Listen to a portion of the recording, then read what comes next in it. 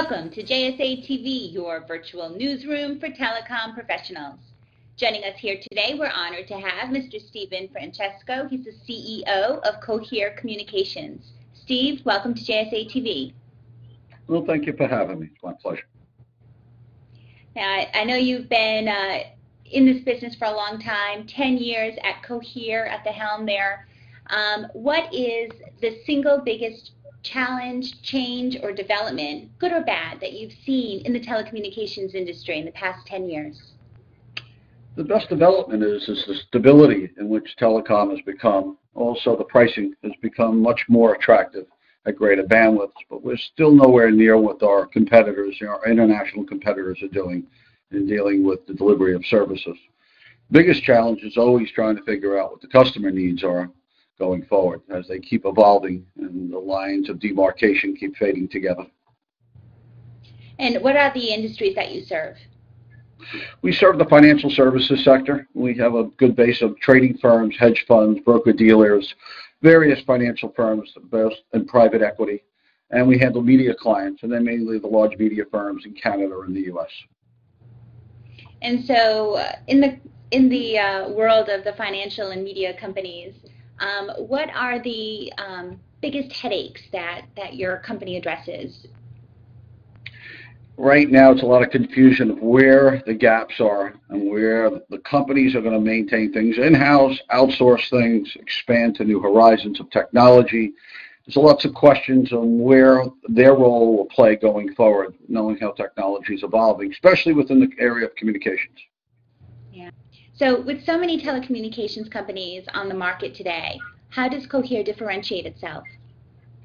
We differentiate ourselves with the various additional services above and beyond what we consider traditional core. We have services in the area, support service in the area of squawk box, hoot and holler, ring downs. We're hooked up to the IPC global network. We have features that allow you to remove your turrets, allowing phones to become mini turrets going forward, a trader's bridge. We added some compliance applications onto the mix, but where we really get recognized on the area of customer service. Most people like to have one neck to choke, and service is the most important thing we fight with today. And what trends in the financial and media marketplace are you seeing that really drives your company's growth?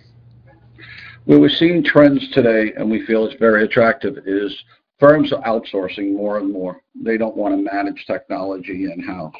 They like to have a shared environment where most of the back end, what we consider high-end network processing, is done on the core, and they have smaller, what we consider server type of environments located at the remote locations, whether small offices or main offices. But we see the trends also looking at is how the markets themselves are changing and evolving, especially addressing high-frequency trading and some of the applications that are now under scrutiny by our government. And a lot of this conversation is actually going to be part of the panel at Telecom Exchange on June 25th at the CEO Roundtable, particularly the one that you'll be sitting on, which is discussing the ramifications of telecom and Wall Street. So can you give us a little bit of a preview of what you may say, particularly when we're talking about telecom, Wall Street, at home, as well as abroad, knowing your global company footprint, and where do those lines blur? On the application layer, it's been mainly driven by what we consider the high-frequency traders, but we see the compliance as being the next big wave coming through and sweeping the industry. It used to be your CFO could be a compliance officer. Now people are looking for transparency and looking for technology to apply what we can address the compliance issues facing them today. We see applications as well, OMS systems, order management systems, portfolio, but risk management is probably something I think every firm is probably going to drive through cloud services going forward. And what do you think about this growing trend of virtual currency or the mobile wallet? Does it have legs? It's been in discussion since the mid-'80s. I think it's probably even rooted before that. I think there's a lot of stabs at it. I think what we kind of cloud the business of the virtual wallet is Bitcoins, virtual money. I mean, we're going to go back to the 1800s where every community is going to be printing up their own currency.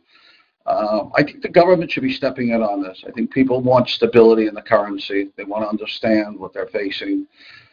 I'm almost skeptical whether we're going to have huge changes with consolidated wallet. I think tangible cash is something still people like to get their arms around, especially with all the what we consider all the security crime we hear about today.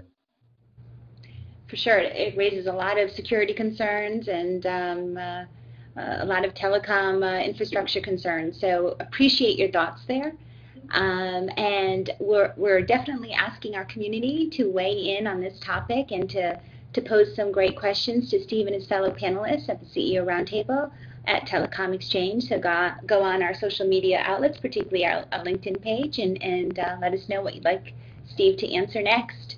So thank you, Steve, for your generous time here today, and thank you, viewers, for tuning in to JSA TV.